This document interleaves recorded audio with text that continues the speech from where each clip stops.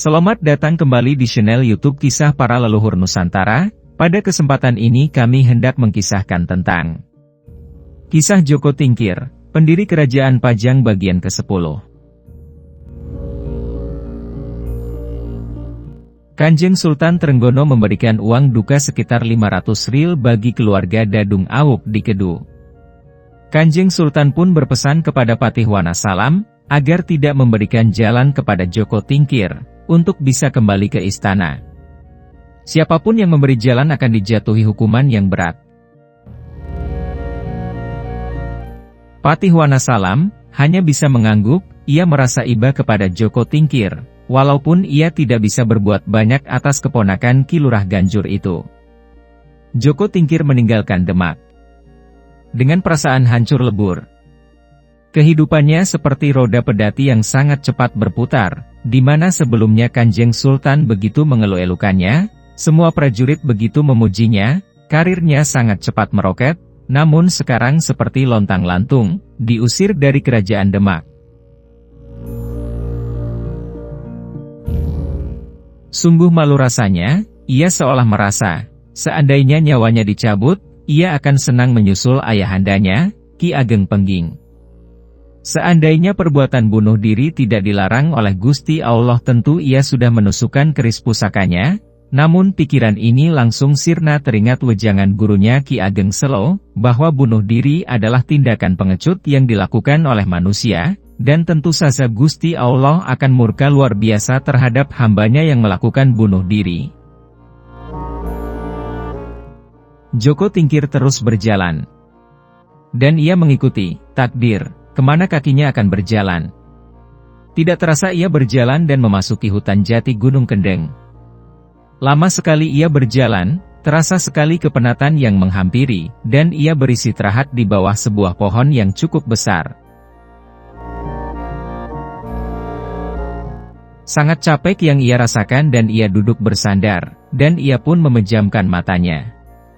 Namun ketika ia memejamkan matanya, pendengaran yang tajam dapat mendengar suara yang amat mencurigakan, seperti suara patahan ranting, yang diinjak oleh manusia atau hewan. Ketika ia membuka matanya, Joko Tingkir terkaget, ternyata di depannya berdiri seorang lelaki tua, sangat cepat berada di depannya. "Siapakah engkau Kisanak?" tanya Joko Tingkir. Lelaki itu tidak menjawab, namun memperhatikan dengan serius wajah Joko Tingkir. "Anak muda, wajahmu tidak asing lagi bagiku. Apakah engkau ada hubungannya dengan Ki Ageng Pengging?" tanya lelaki tua tersebut. "Hamba anak dari Ki Ageng Pengging," begitu kata Joko Tingkir. "Masya Allah, jadi engkau ini Karbet, anak dari Ki Ageng Pengging?" begitu tanya Ki Ageng Butuh. Joko Tingkir mengangguk. Langsung dipeluknya Joko Tingkir oleh lelaki tua itu. "Aku Ki Ageng Butuh, kakak perempuanku adalah ibumu.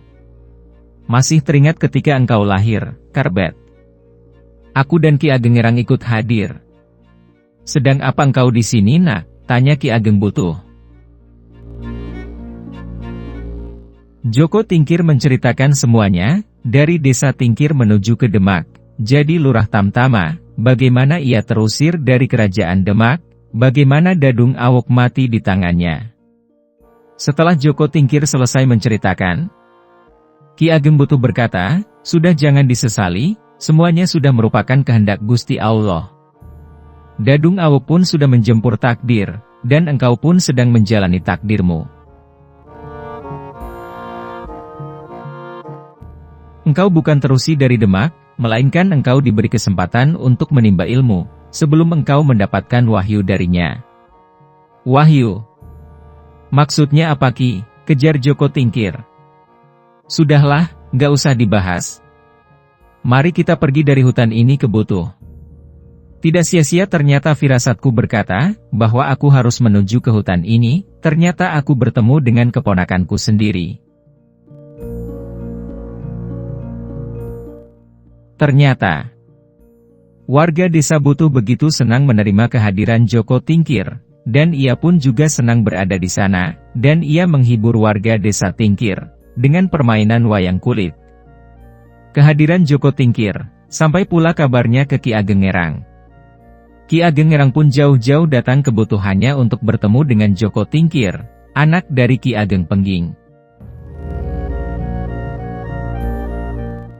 Ternyata, baik Ki Ageng Butuh maupun Ki Ageng Ngerang memang berniat menurunkan ilmu kesaktiannya kepada Joko Tingkir.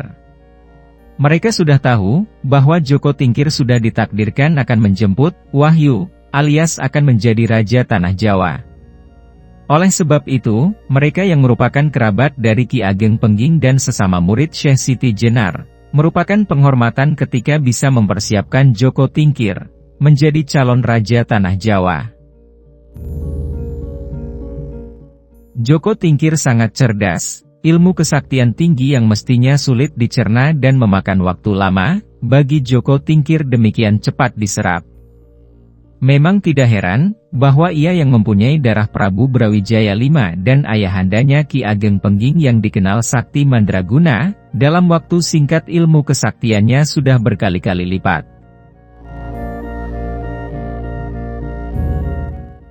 Puas rasanya Ki Ageng Butuh dan Ki Ageng Ngerang bisa mewariskan ilmu kesaktian tingkat tinggi kepada Joko Tingkir. Setelah menimba ilmu, maka Ki Ageng Butuh dan Ki Ageng Ngerang menginstruksikan kepada Joko Tingkir ke Demak. Namun, jika Kanjeng Sultan masih marah, maka lekaslah tinggalkan Demak. Engkau bisa ke Tingkir atau ke Pengging. Jalankanlah takdirmu, dan jemputlah wahyumu, semoga Gusti Allah selalu menyertai setiap langkahmu, begitu pesan kedua kerabat Ki Ageng Pengging.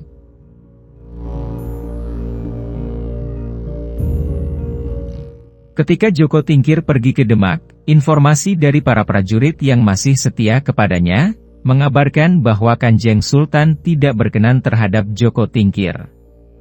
Malah telah menginstruksikan, siapa saja yang menerima dan memberi jalan masuk ke istana, akan dihukum berat. Ya sudah. Joko Tingkir memutuskan pergi dari Demak menuju Pengging, untuk nyekar ke tempat pemakaman ayahandanya, Ki Ageng Pengging. Ia berniat berziarah mengunjungi makam ayahandanya, dan ketika ia sampai, ia merasa tentram berada di dekat kuburan ayahandanya. Ia pun lebih senang bermalam di kuburan, malam berganti malam, ia seolah setia menunggu di pusaran makam ayahandanya. Suatu malam, ia merasakan bisikan terdengar jelas suara ayahandanya, Ki Ageng Pengging, "Ger. Janganlah bersedih, pergilah engkau ke selatan, ke Dusun Getasaji, temuilah di sana Ki Ageng Banyu Biru. Lekaslah ke sana, tuntutlah ilmu dan mengabdilah kepadanya, patuhilah perintahnya, doa dan restuku menyertaimu, Ger."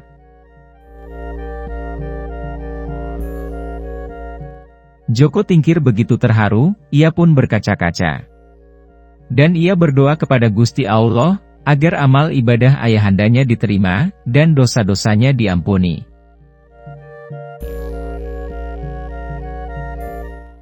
Ki Ageng Banyu Biru, tiba-tiba batinnya kaget, ia merasa sekali akan ada tamu agung. Di rumah Ki Ageng Banyu Biru, terdapat Mas Manca sebagai anak angkatnya. Kemudian Ki Wila keponakan Ki Ageng Banyu Biru, dan Ki Wuragil adik bungsu Ki Ageng Banyu Biru. Mereka bertiga adalah murid-murid Ki Ageng Banyu Biru.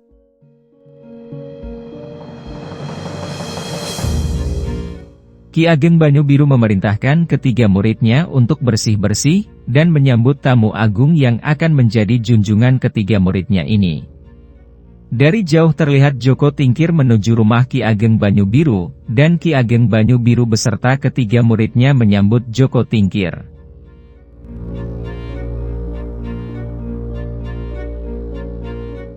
Joko Tingkir mengutarakan bahwa maksud dirinya bertemu dengan Ki Ageng Banyu Biru, adalah mengikuti instruksi ayahandanya, Ki Ageng Pengging.